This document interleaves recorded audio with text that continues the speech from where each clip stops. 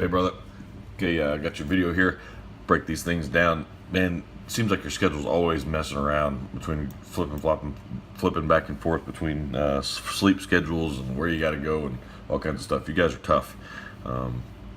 Yeah, maybe I got a little upset too upset maybe about the Marine standards or whatever. I'm just mainly frustrated because the Air Force has the same stuff and I see it all the time, and it's just, I just want to pound my head against the door.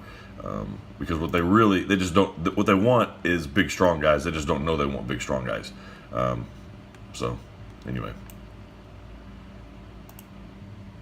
dude, the squats look really good.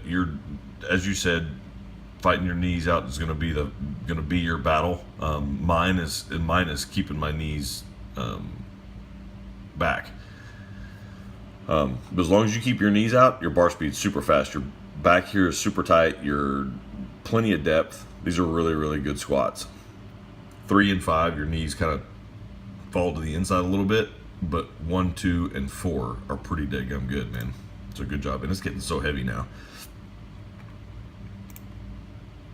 All right, on presses. So you start in the bottom. I don't know if we've talked about this or not, but I've done them both ways, and I can't press near as much if I stop in the bottom and breathe in the bottom, just because the bar is already in the least advantageous place for leverage.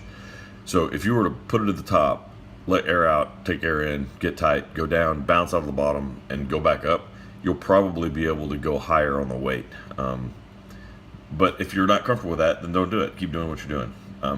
And now, as far as getting the bar close to your nose, your bar path is vertical, and that's really all I'm necessarily worried about, right? So the distance here is not because you're not keeping it close to your nose, it's because of your layback. There's a difference. So you're laying back to press it and getting your head out of the way, which is awesome. That's what everybody should be doing. So you got it right. So just because you lay back doesn't mean the bar necessarily comes all the way back to your nose.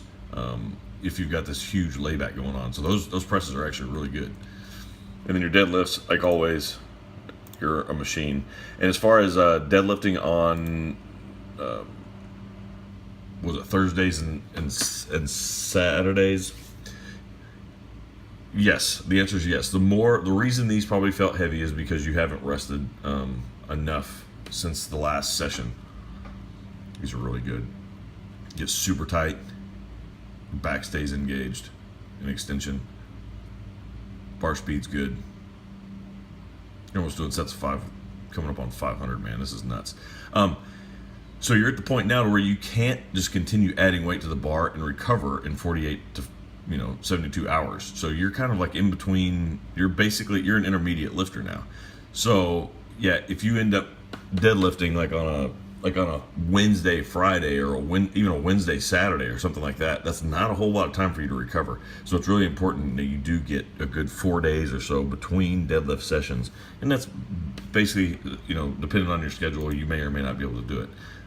But that kind of answers that. Yes, the more rest is better.